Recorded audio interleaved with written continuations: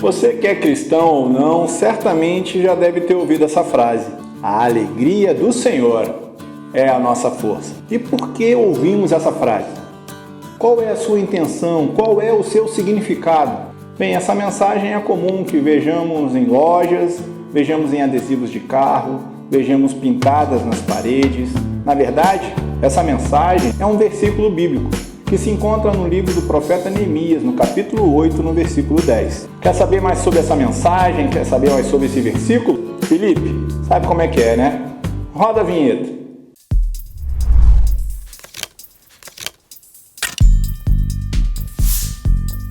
Antes de mais nada, eu tenho que te pedir uma coisa. Se inscreva no canal, ative o sininho, deixa aquele like descontraído e não deixe de compartilhar. Vamos para o contexto do texto.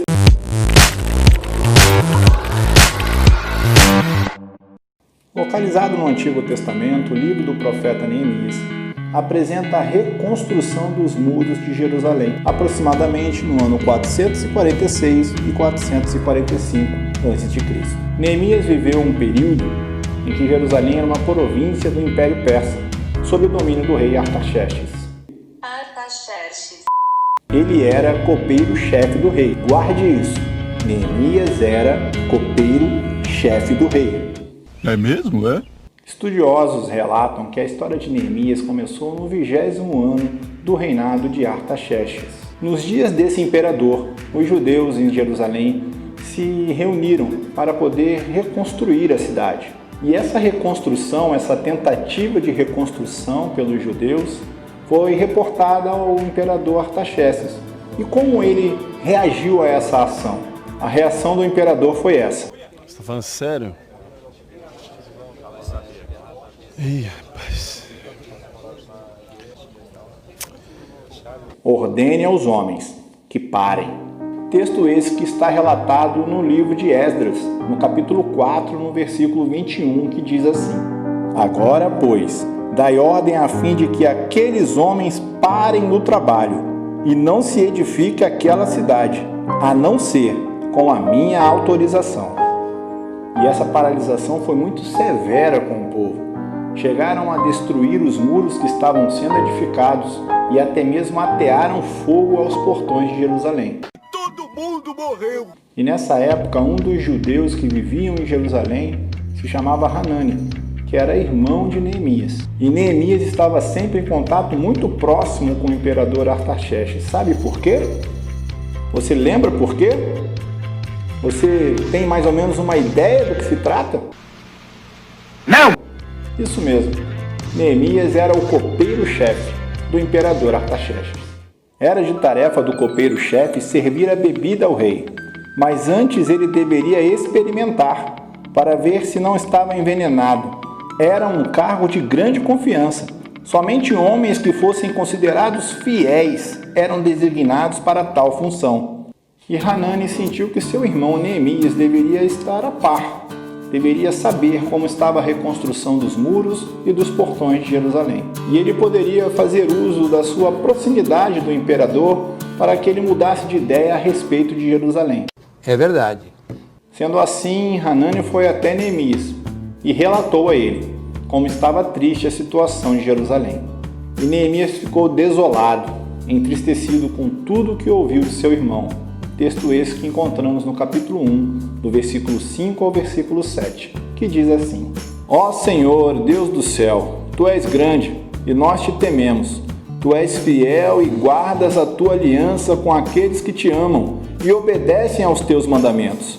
Olha para mim, ó Deus, e ouve as orações que faço dia e noite em favor dos Teus servos, o povo de Israel. Eu confesso que nós, o povo de Israel, temos pecado.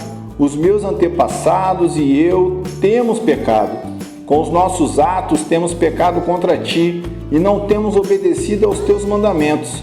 Não temos obedecido às leis que nos destes por meio de Moisés, Teu servo. Nessa oração é importante que a gente aprenda que Neemias se colocou pecador, se colocou como homem falho, mesmo não estando vivendo a situação de Jerusalém.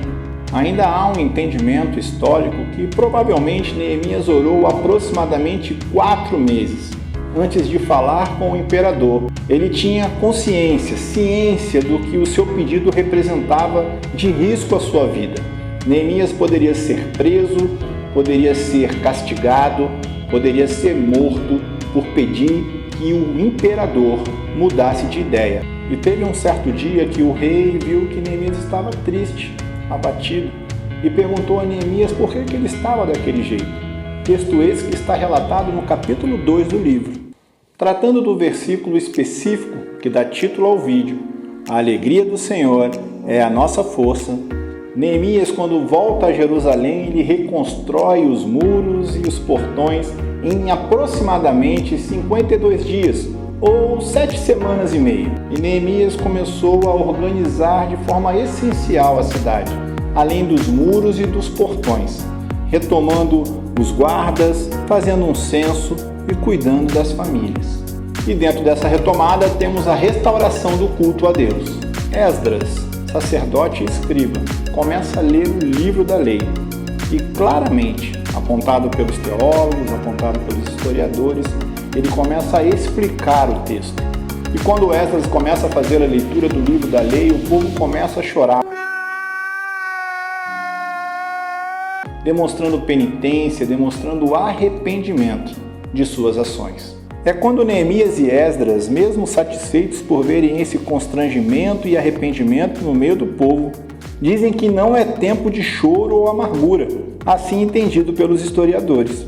E eles afirmam sim que é tempo de se alegrar, de júbilo, porque a alegria do Senhor é a nossa força. Vejam o que Deus fez.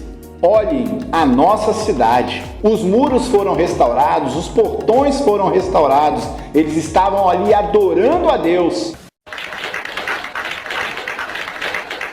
E aplicando isso à nossa vida hoje, a alegria do Senhor nos dá força, nos renova, diferentemente da alegria do mundo que por muitas vezes passa, é passageira, nos trazendo desânimo, nos trazendo tristeza, nos trazendo murmuração. Mas a alegria do Senhor, ela é plena. Assim como aconteceu com o povo em Jerusalém, isso pode acontecer com a gente também. Por muitas vezes passamos por tragédias, por crises, por dificuldades, por ter que recomeçar a vida do zero. Mas uma coisa nós podemos afirmar para você aqui do canal Teologia Descontraída. O Senhor renova essa força. Essa alegria nos ajuda a enfrentar as dificuldades, ajuda a ter esperança em momentos difíceis, nos fortalece diante de tantos problemas. A alegria do Senhor é a nossa força, é a sua força. E aí, ficou cheio da alegria do Senhor? Então eu vou te pedir uma coisa, se inscreva no canal, ative o sininho, compartilha, deixa aquele like descontraído. Esse é o Teologia Descontraída.